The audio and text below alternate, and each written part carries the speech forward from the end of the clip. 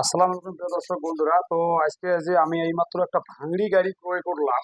আপনারা দেখতেই পাচ্ছেন স্ক্রিনে যে গাড়িটি, তো এই গাড়িটির মূলত কোনো কাগজপাতি নাই এবং ভাইয়েরা ওনাদের নিজস্ব এক পরিচিত লোকের কাছে এবং ওরা এলাকার লোকের কাছ থেকে নিয়েছে এবং দীর্ঘ প্রায় 12-13 বছর গাড়িটি ব্যবহার করলো।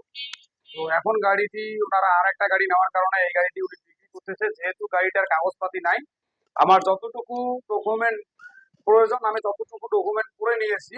মূলত গাড়ির তো এই ডকুমেন্ট কোনো কাজ হয় না, কিন্তু তারপরও আমি গাড়িটি কিনলাম না চুরি করলাম, এরা সেই ডকুমেন্ট হিসেবে আমার ভিডিও করে নেওয়া প্লাস যারা গাড়ি বিক্রি করতে যাচ্ছে তাদের এনআইডি কার্ডের ফটোকপি নিয়েছি এবং সিগনেচার হিসেবে ওদের সাথে অনেক প্রায় 2-4 জন ছেলে এসেছে, তাদের সিগনেচার নিয়েছি।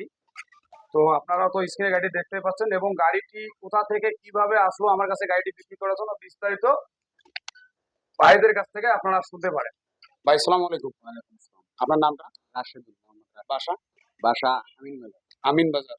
তো এটা কি আপনার নিজস্ব গাড়ি? হ্যাঁ, এটা আমার শ্বশুরের গাড়ি। আপনার শ্বশুরের গাড়ি? ইনি আপনার কি হয়? সম্বন্ধে বড় আপনার ভাই। সম্বন্ধী হয়। তো গাড়িটা মূলত আপনার না এনার? ওনার। এনার।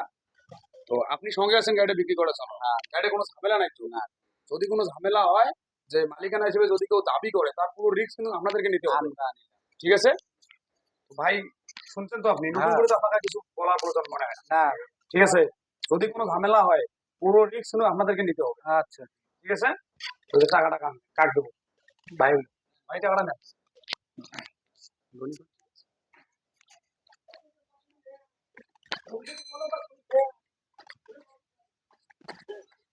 ঠিক আছে।